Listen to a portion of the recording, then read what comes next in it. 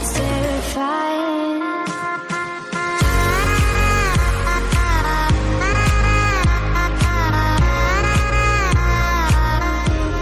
That word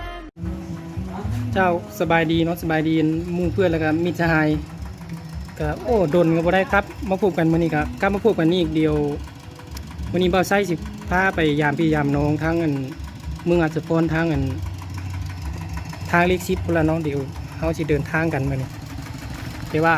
ใส่นี่ละเนาะสายรถไถเดินตามแล้วรถอีแท็กไปกดติดตามว่ามันสิเป็นจังไดไป let's go สหายมา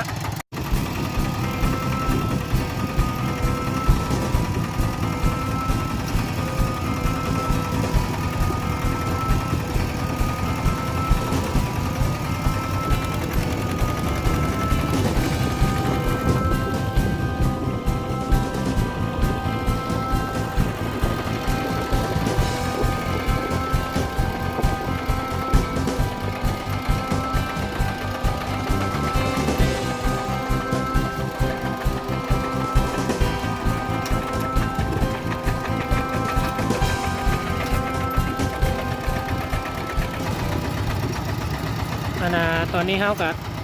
ใกล้เข้าอันทางเล็กซิปแล้วเนาะเป็นถนนใหญ่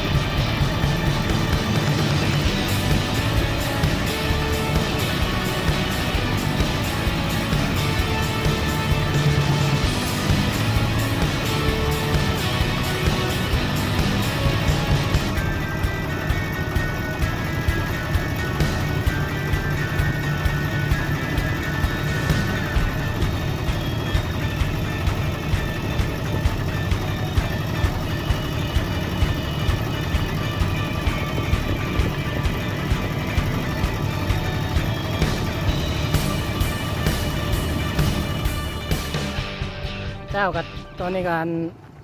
ทางสำหรับทางมันดีตัวนี้มันสิ้นสุดอยู่ในนี้เนาะเดี๋ยวต่อไปมันจะเป็นทางแดงมันจะยากลำบากจังใดก็ที่เขาติดตามมึงว่ามันจะเป็นเท่าไหร่เพราะว่าทางดำนี่มันสุดแต่อยู่บองนี้จุดหมายปลายทางเขามันกลายมันบริอยู่ในนี้แล้วมันกลายขึ้นไปทั้งเหนือ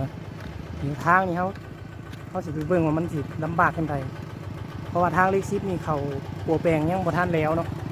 เขาก็ติดตามมึงว่ามันจะเป็นอะไรโซเฟอร์เขายังไหวอยู่วะเนี่ย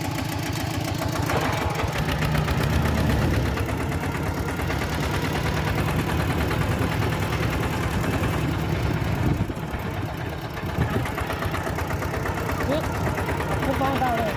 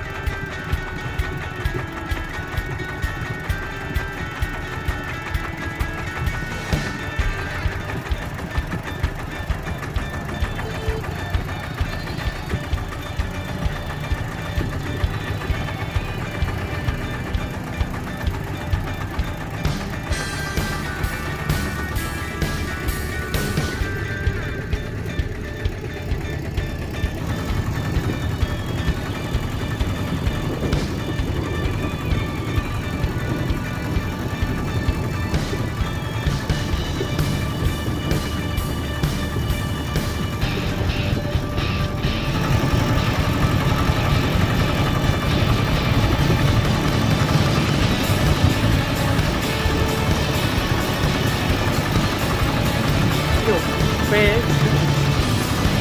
หยิบไปน้อยเขาได้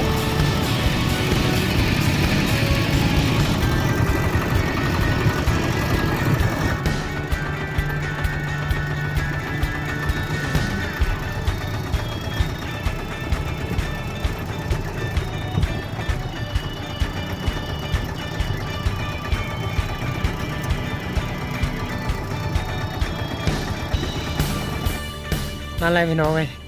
กัดไม่เห็นนั่นละทางเล็กซิปเนาะมันเข้าเจ้ากันยังปูแปลงยังบ่แล้วก็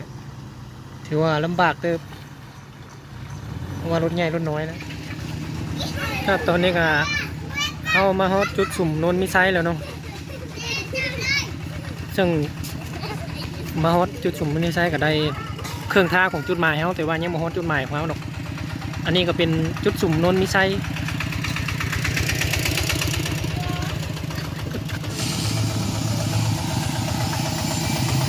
พูดละพี่น้องเลยเส้นทางจะมา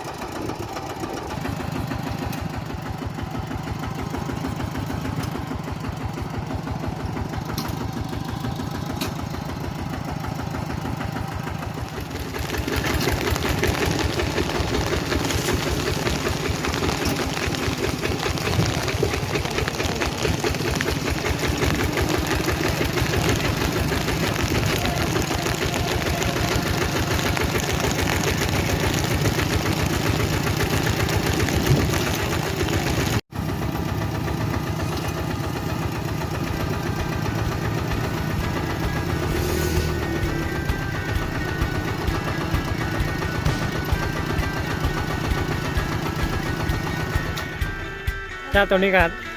เขาเดินทางมาของโฮสอันบนเงินอันญาติพี่น้องเขาเลยเนาะเดี๋ยวโชเฟอร์เขาเป็นอะไรครับรถเกิดว่ากี่ยบแล้วข้างแตกฝนตากฝนมากพี่น้องฝนตกอยู่ไงนี่สายเวลาเกือบ7-8 ชั่วโมงพี่น้องเขาจังสิโฮส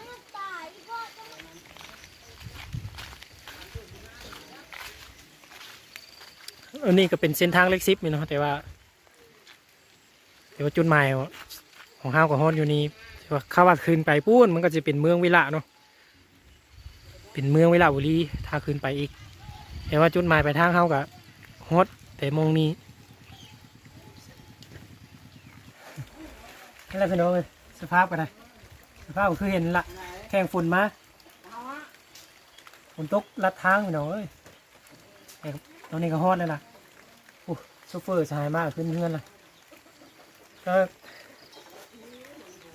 นี่คือเวลา5 โมงเลยเนาะเป็นเวลา5 โมงออกมาแต่เซโนออกมาแต่เซโนเป็นประมาณ10 โมงไปสายเวลา7 เกือบ8 ชั่วโมงกันละตอนนี้ก็ฮอด